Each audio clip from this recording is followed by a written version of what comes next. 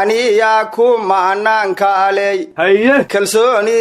saay kalaman aniya ku maanaanka alay kalsooni saay kalaman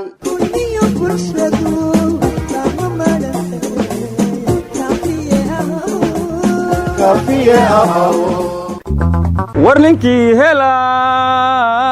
talawaan hele la maqal waanadu waxyeelada u diid wariyaha haqdhoor aryaadaha taqliintii wariyahan maqlaahe ma wariyaa la dilay war mal dilna aroosa gali wariyaaga war aroos loo mashxaradiyo mayd lagu baroortaa miska reerka wadayaal isla maalin gelinkeedaa la yidhiye matiibaa macnuhu arooska wariyaha waan maqalnay yaa dhintay aryaadaha war ma haysina warka dalaqays ka soo dhihin naga war suga ununka wariyaa aroos xafladii arooskana wariyaha xaq dhowr heesti aheedaa laga shiday ummadiyoo dhan waa yaabtay aroosaa laysku ogaayo tacsiyaa u soo baxday muga waa yaabe wariyaha xaq dhowr iyo aroos xaa isu keenay waaba kala fog yihiin warheesku dardaaran buu ahay gabadhaana lagula hadlayoo lalahay ninkaagan wariyaha xaq dhowr war wariyaha xaq dhowr jabhadaha wariyayaasha dilaa loola jeedayey aroosaddu ma jabhad bay ahayd intay ku hureen ninkeeray la jabhaday haysaa war horta ummaddu waa kalamaan aniguse waxaan dhihi lahay haddii aadan amxaaroy qarbigoohin kula yaacin dekad cadala waa mudan tahayo duqaha loo sheego qarqarsiga nin rag ayaa ku xiray dumarna qiimeeyey fataaloo dhan saakaa rasaas loola fiirsadaye sawaariikhdu meeshaan la rabay waa ku socotaaye kordhiyay karaamaad bulshada uga kasbaysaane ururshaha kacaankiiyo maxaa odaga kuu geeyey intaasaan ku soo koobaya ayaanan sii badin horta waaliyoba waali ka daranaan maqli jira bal ninkaas wuxuu isu soo jiijiida muggaan maqasheen qalbigu miidin jiijiidmay warninkaan waxaan u maleeyey inuu gabaga 4.5 ku qaybiyey war anigu waxaan idiin hayaa waxaad ka hadasheen oo dhan wax ka duwan horta dadku waa kala maan wuxuu yidhi waddanu qalalaasiya dagaal qayrkii ka reebay haddii aad xil u qaaddo oo dadka aad qancin weyday dacwad kuu qabsadaan adigaa qahar doontaye isqabooji walaal ninkii qaan bixi waayana bilayskaa qaban doona adu talow akhbaartu noo sheega miyay ka mid tahay niba sii baariyaysaa xaggaa ee garan maayee irdayn xidhnaa wadda maa laga qaaday adeer marka hore nasa aryaada odagu qaylo badnaa adigoon iswareerin horta aalyar fadhiiso adduunyaa diidday intaas war bakaaro miyaa ka xamaalaysa war hibil meel hege waa ka dhimidi hibilawna meel ka sii hegeyto ka dhimidi hibilawna hoostanga ka dhimidi hoob isin dheegdaan ariiri aadi oo jeeyang yone walilay hunguru aga war muxuu ku hadlaa wowgila gubka war luqadiisa yaa gartay war yaa alihi allayaoniga laga qabta inanka sheegtay abii iyo ka kaloo afaweerka awgeennii ismaaciil iyo ordogaankii adkaaday ma ku iibsan karraa intaas wayga su'aale lanyaw ana dadla gadaw yoonay dawladda shalgadawba ma aragne ulajeedada safayla ma hangedayto aryaadaha shirka batroolka ayaamahan murunkiisu taagnay sirtiisa waa la fashilay wasiirkii batroolkana wariye haaruun macruufa wareestayo sidoo u doocdoocihaayo xogtii uu qarihayayow ka soo saaro bannaanka ka soo dhigay wuxuuna yidhi shirkadda shirka qabatay ayadaa batroolka noo gedaysa waxayna saamiyahaan u leedahay 50% walax ka yar hadda walaxaa la gadaa leeskuma ogayna walaxaa la soo bandhigaha leesku ogaaya ma ogisay tahay alla ilaahay abdilo hoosaas eeta eebay ta'al olkunu tubaaka laangan jabi wasiirka batroolka cabdirashiid miyaan hadda ka hor loo sheegin in wasiirkii ka qabto haaruun macruuf telefoonka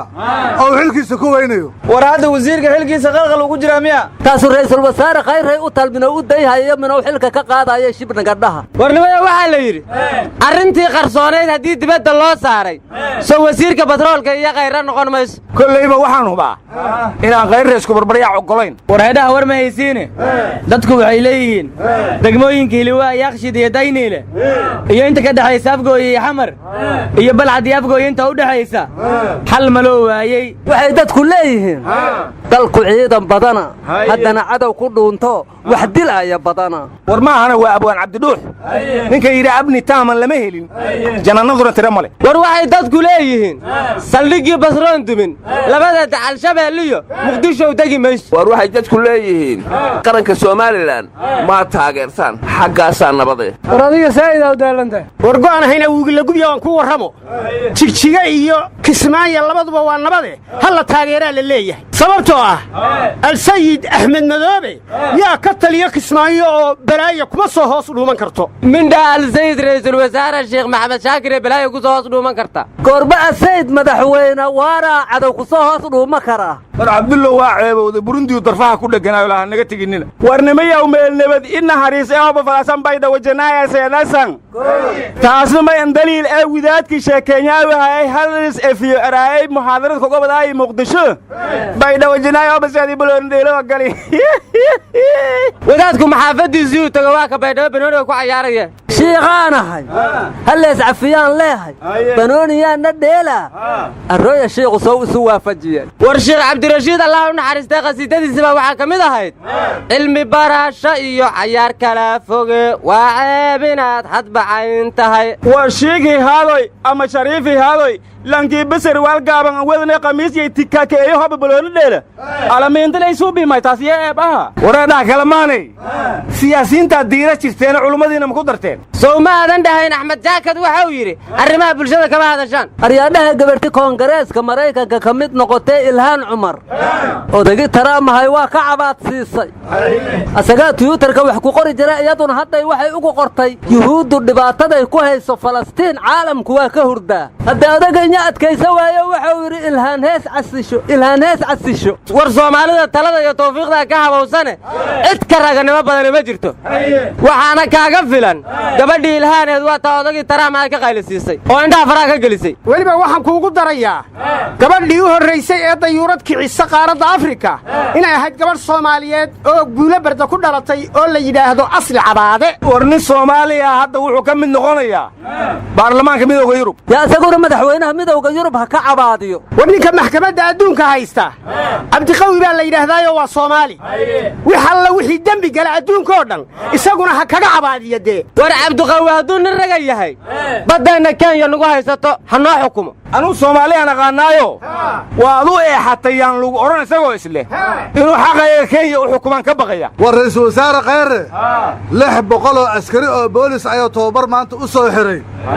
kuwaasoo la doonay inay sugaan amniga magaalada muqdisho meeqaa horey tababar loogu soo xiray minay amni sugaayaan war maanta u dambaysay 3 qaraxa magaalada ka dhacday aaway amnigay sugayaan aga war ballinkaa hadalkiisa day war amniga waxaa mas-uul ka ah shacabka ku nool magaalada muqdisho iyagaa la doonayaa inay amniga sugaan war amniga Soomaaliland waa sugan yahay ordo qarracda nala dhaaf idinku war xaafadaha muqdisho wax ka dhacdhacaanood sheegaysaane ammaanka madaxtooyadu waa sugan yahay wax soo geli karana lama arko war anigu war baan idiin hayaa guddoomiye degmaan la soo wacay oo qurbaha ka yimid waxaa la yidhi guddoomiye xaggeed soo maraysaa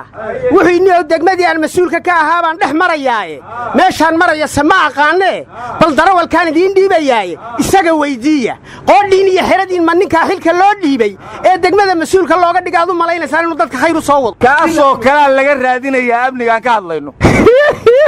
haanasaado ani gorode langololodka dhuuriya ma ingoro jireenikani manaari aryaa amnigiina idinku sugta war adeertaa ku jira weligiinba war dawlad been sheegayso mucaaradka nacab ilaahay qoorta idinma gelso